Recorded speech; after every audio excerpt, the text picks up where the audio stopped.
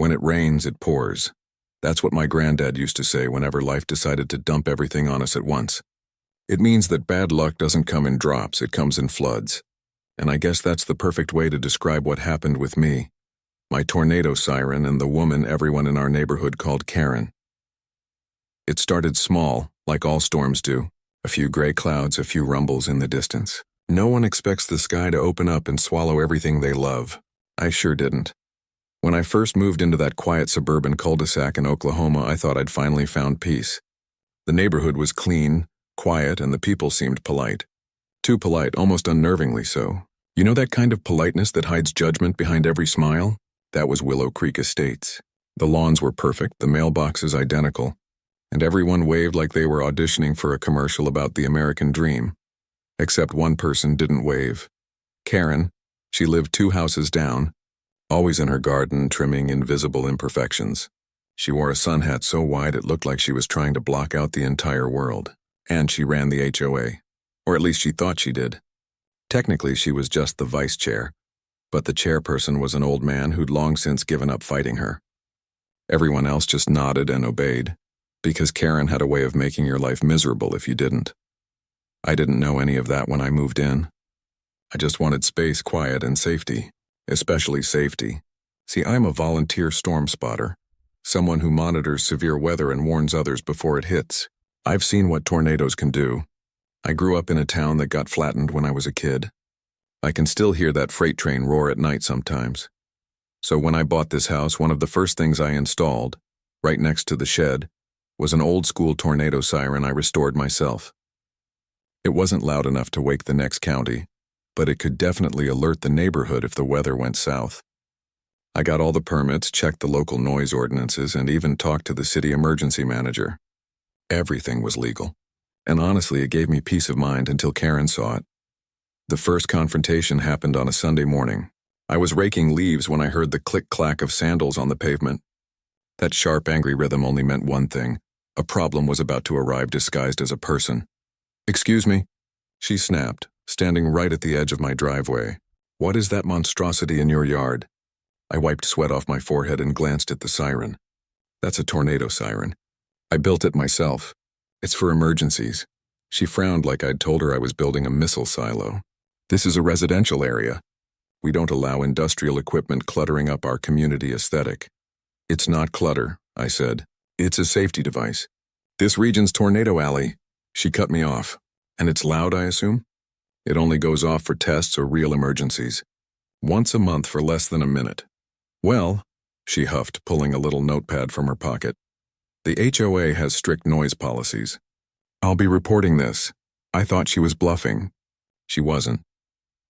2 days later, I got an official letter from the HOA citing unauthorized installation of industrial-grade equipment and ordering immediate removal. I laughed at first because I had documentation proving it was legal. But then came the fines, $50 the first week, $100 the next. They stacked fast. And Karen made sure everyone in the neighborhood whispered about me like I was some kind of lunatic prepper. I tried reasoning. I brought my paperwork to the next HOA meeting, calm and respectful. Karen sat at the head of the table, her lips tight and her eyes already rolling before I even started talking. "I have full authorization for the siren," I said, laying down the permits. "It's legal, it's safe, and it could save lives." Karen's reply was short and venomous. "The HOA doesn't recognize city permits when it comes to neighborhood aesthetics." "That's not how laws work," I said, trying to keep my voice steady. "The HOA can't override public safety ordinances." Her smirk told me she loved hearing that I was frustrated.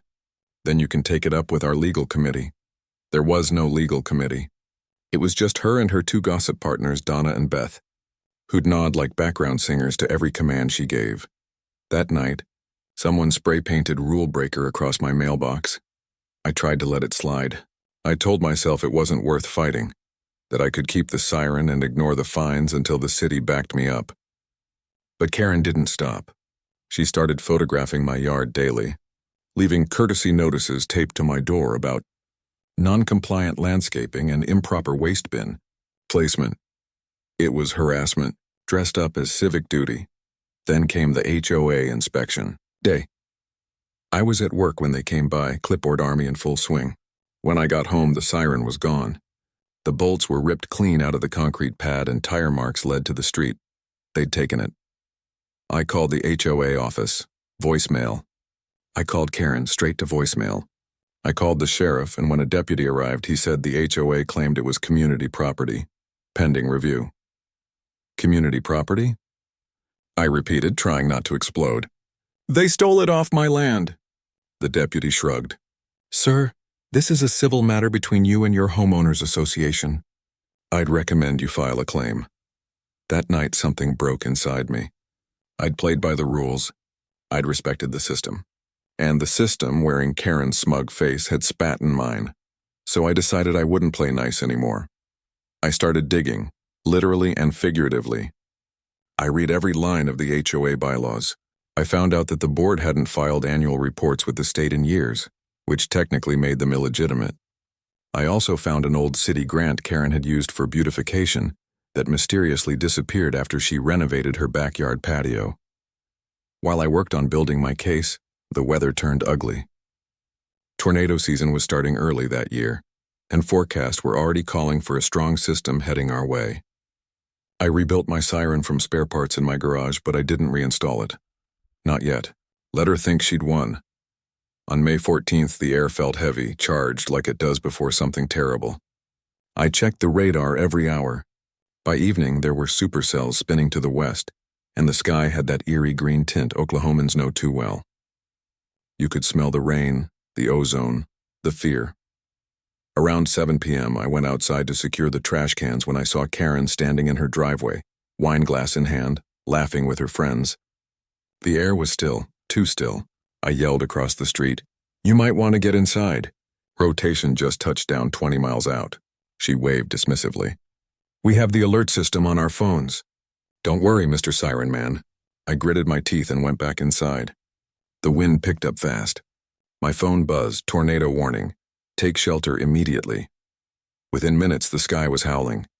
The windows rattled and the lights flickered. I ran to my basement, heart pounding. And through the chaos, I heard it. The faint, distant roar of a real siren. But not ours. Ours was gone, the power died. The world went dark. When the storm passed, silence felt alien. I stepped outside, flashlight trembling in my hand. Half the neighborhood was shredded. Trees twisted, shingles scattered like confetti. But what stopped me cold was Karen's house, or what was left of it. The entire second floor was gone. The roof had peeled away like paper, and there she was, kneeling in the yard, screaming into her hands. I ran over despite everything, helped her up, made sure she was breathing. She was bleeding from a cut on her forehead. She looked at me like she'd just seen a ghost. "Why didn't anyone warn us?"